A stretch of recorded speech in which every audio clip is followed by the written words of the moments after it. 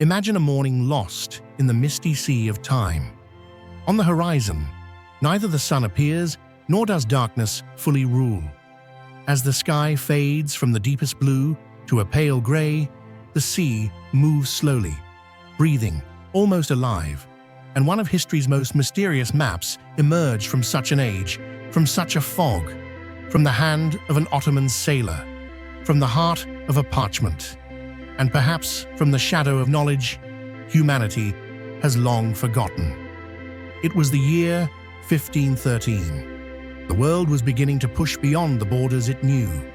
European kingdoms were setting sail westward, and news of Christopher Columbus reaching new lands spread through ports like the wind. Spain's ships were crossing the oceans. The Portuguese were charting the coasts of Africa. But amid this great transformation, another power was quietly mastering the seas, the Ottoman Empire. It had not even been a century since the conquest of Istanbul, yet the Ottomans were moving beyond being a land empire, learning the language of the seas. In the shipyards of Gallipoli, new vessels were being built. The Mediterranean no longer spoke with storms, but with banners. And beneath the shadow of one of those banners, on the deck of those ships, a child grew up. His name was Muhyiddin Piri. We would come to know him as Piri Reis. The young Piri sailed across the Mediterranean with his uncle, Kemal Reis. Long before Barbarossa, he fought corsairs along the Algerian coast and witnessed the sinking of Venetian ships. He learned the language of wind, compass, stars, and waves. But what set him apart from other sailors was not merely his courage or his sword. He had a mind that drew what it saw, recorded what it heard, and questioned what it read. He was a sailor, yes, but also a cartographer, an observer, a historian. Then one day, he made a decision that would change the world.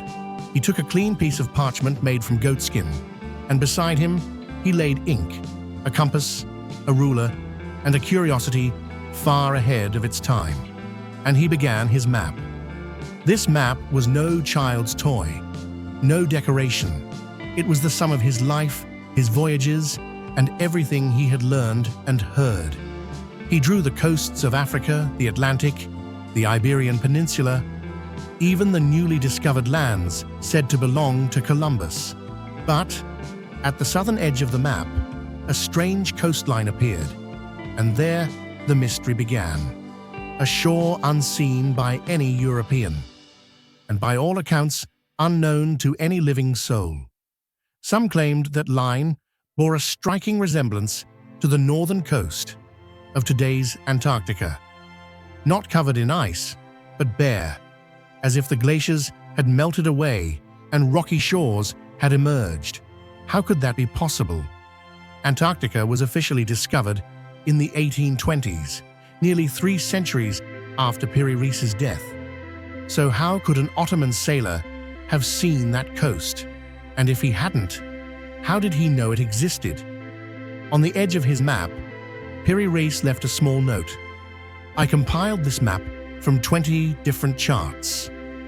That sentence became the key that opened the gates of history wide. Because one question still burns in every curious mind. Whose 20 maps were they?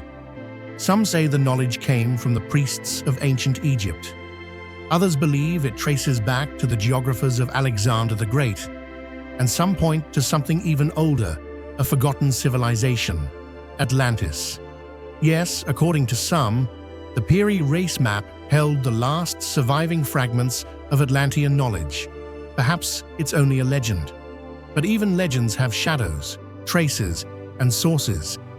In the 1950s, the map found its way into the hands of U.S. Air Force officer Harold Z. Ohlmeyer. He compared the coastlines of Piri Reis's map with radar images of Antarctica's subglacial terrain, and in a letter he wrote, "This shows the true shape of the continent beneath the ice. It could not have been drawn without modern knowledge." Some called his statement exaggerated, Others believed it illuminated one of history's greatest mysteries, because either Piri Reis had drawn lands that didn't exist, or humanity had known the world far earlier than we imagine, and then forgotten. But science did not stay silent. Historians spoke, cartographers debated. Some said, "These coasts aren't Antarctica. They're a distorted, exaggerated version of South America." Others claimed, "It's a projection error, the curvature of the Earth distorted when drawn onto flat parchment." And some dismissed it all. Just imagination. No need for myths.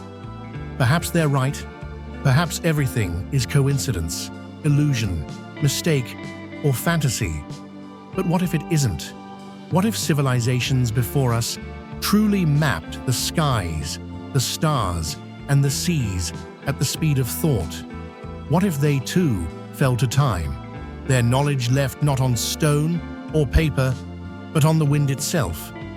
Today, in a quiet room of Topkapi Palace, behind a pane of glass, the Piri Reis map still rests.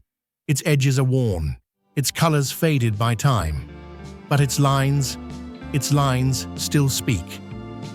Perhaps they whisper, no knowledge is ever truly lost. It merely waits for a mind capable of understanding it again. We stare at screens, maps, and satellites, thinking we know our world. But sometimes, a piece of parchment drawn centuries ago under candlelight reminds us the world doesn't wait to be discovered.